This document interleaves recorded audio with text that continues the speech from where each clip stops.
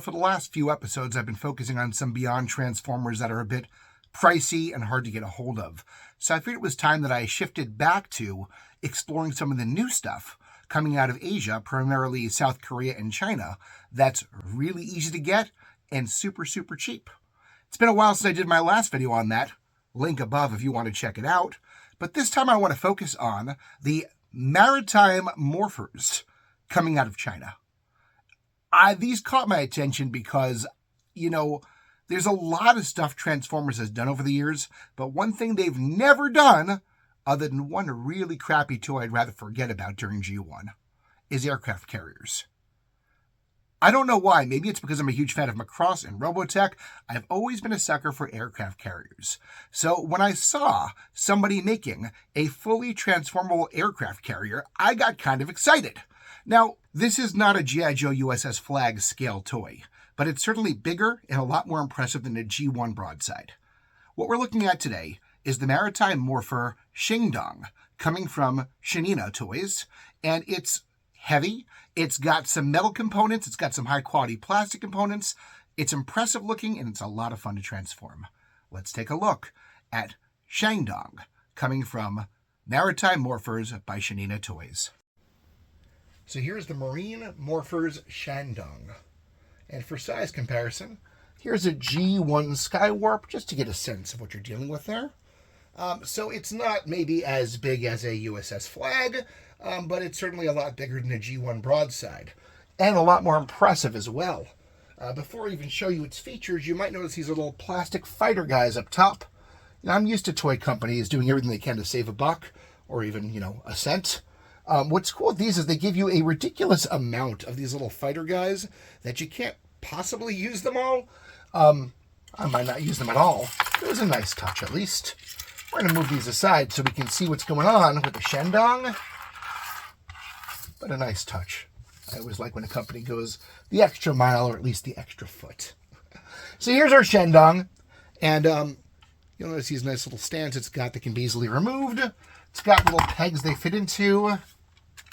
Right there and there. If you can see. And what we're left with is a beautiful, sleek aircraft carrier. If you look at the gloss on that, some of these parts are actual metal, and others are just very, very high quality plastic. It all feels very nice, all of it. Really, really quality toy to look at. In terms of quality transformation, it cheats a little bit. Look, the bottom, you can obviously see that's a robot in there somehow. It's not that creative, but for something that looks this sleek and feels this heavy in quality, you can give it a pass. The transformation is actually a little bit complex. And I'll tell you right now, the part I like the least, which we'll do first, is the feet. There's this fad right now in transforming design where the feet can't just be like something that flips over in one move. It's got to be this whole elaborate thing. And it allows for more posability, but at the same time, geez, I can't remember how to do this right now, and I just practiced this. It'll come to me in a second. I think that might be, nope. There it is. It creates more posability, but it actually also makes him a lot more challenging to pose, which sounds like a contradiction, but it's not. Getting him to actually hold a pose is hard when he has all these feet joints that are so movable. On top of that, look at those clown shoes. Those are clown shoes. You don't need that. The rest of the transformation is pretty great. Oh, by the way, this piece, that right there, separates entirely and is going to become his weapon later on. That is one blunt sword. Kind of beat someone over the head more than cut them with it. Beyond that, these pieces right here are going to fold out, and that's going to give us a little more flexibility here. Not really sure what these flaps are for. I think that's really just if you want to put it in ship mode and don't have the stand. That'll help pose it, perhaps. It serves no purpose for transformation. We'll lift this part down. This whole piece swaps around.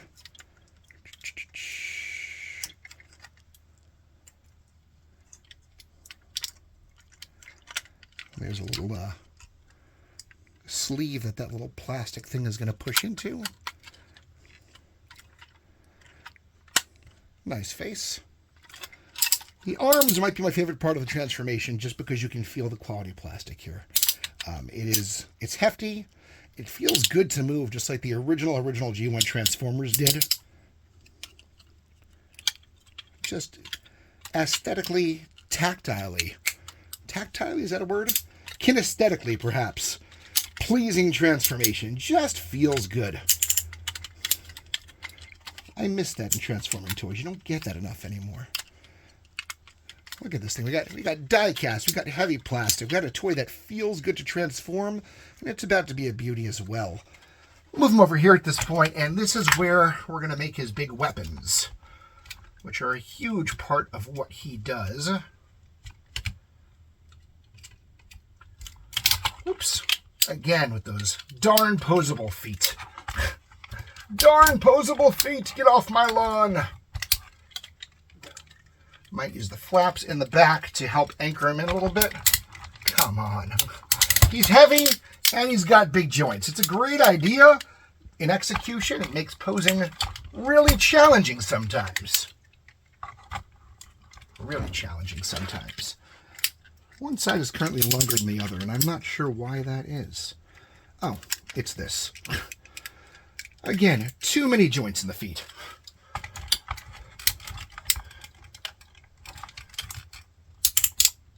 All right, so back to his weapons. Let's get those in there.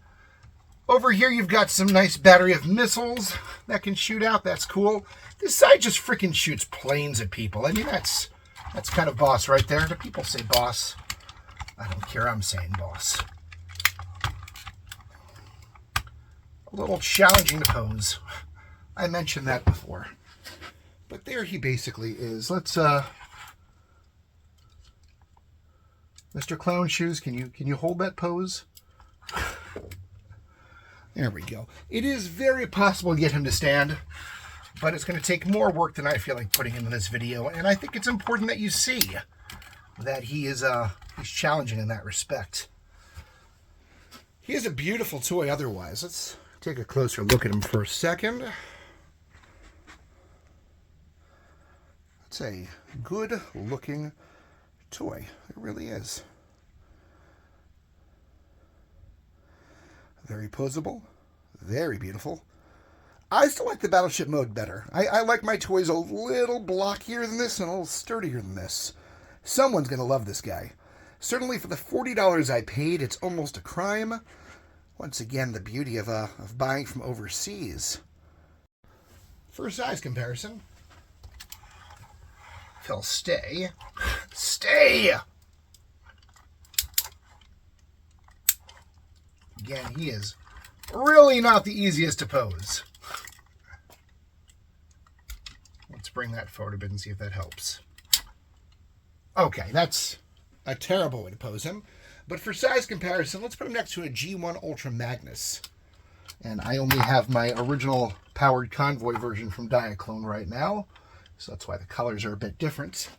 But as you can see, he's hunched over right now. Like if I make him stand, he is definitely bigger. And back in the day, G1 Ultra Magnus was, about as big as you could go other than Metroplex and Trypticon. So, that's pretty impressive. He is a big toy. And only $40. So there you have it. A really beautiful toy in vehicle mode, a semi-impressive toy in robot mode, a really satisfying transformation, and some really high-quality parts you just don't see coming out of Hasbro today if you're an American toy purchaser. You've really got to go overseas to get something that high quality. And for the price you're paying, can't be beat. You can get this thing for about $40 on Alibaba or AliExpress. Once again, I'm not endorsed by them, though I'd love to be. But I strongly recommend checking it out there. If you go to eBay, you're going to pay twice that. Amazon.com as well. I should offer 2 words of warning before you're purchasing this toy. And I know even bringing this up, I'm going to get some negative comments about this, but I feel like I wouldn't be doing my due diligence encouraging you to get this thing without telling you these two things. Number one, as always, when you're buying toys from Asia, you have to be concerned about lead paint. And this toy definitely contains some lead paint. Now, I am not a health expert. I'm not a scientist. I'm not an expert on this. It's my understanding that you have to consume a large quantity of lead paint before it does in any way adversely affect your health. That's my understanding of it. I think it's just a general good practice if you're going to buy a toy like this. Wash your hands after you're playing with it. Do not let small children around it. Keep it away from pregnant women, and so on and so on. It's a great toy. You should enjoy it. Just be careful. Number two, and this is probably the bigger one for some people, others of you will not care. The Shandong is an actual aircraft carrier. In fact, it was the first one ever built by the Chinese military, and it's a source of national military pride for them. That can be weird if you're living in a country that is not China, which is most of you listening right now. Now, as of 2024, to the best of my knowledge, China is not at war with anybody, and yet military tensions have been escalating for years with China and several other nations, including the United States, where I'm recording from. So, owning a toy and enjoying a toy that was created intentionally to glorify a symbol of military might that could be used against me and people I care about one day is a little concerning for me, but it's still a cool toy. So you do with that what you will. If that doesn't bother you, get it. It's a great toy. If it does bother you, you know what? This is a great toy company, and I'm sure there's other great things out there they make. In fact, there's a ton of other things they make. Definitely check out Shanina Toys. They're making some great stuff coming out of China. I do think it's a great toy worth checking out. I think the construction and quality is remarkable. I just think it's important that people are aware of all the great stuff out there. You know, speaking from an American perspective, which is not everybody listening right now, we are spending tons of money on unsatisfactory toys that are in the toy aisles in our stores, and a lot of us are not looking overseas and seeing all the great stuff happening there. So, Shanina Toys is one way to go. And definitely the, what is this thing called again? The Marine... It's a transforming aircraft carrier by Shanina Toys. The Shandong, look it up, check it out. Let me know what you think in the comments if you do in fact acquire it. And of course, if you enjoyed this video today and found it interesting, please hit like and subscribe. It helps us immensely. And if you're looking for more and deeper conversation about all the geeky things you love, from toys to movies to comic books to video games, check us out at classiccomics.org. We're going to find a large, friendly group of people who actually really want to get to know you and are discussing a whole lot of fun stuff. classiccomics.org. In the meantime, I'll see you next time. Stay weird.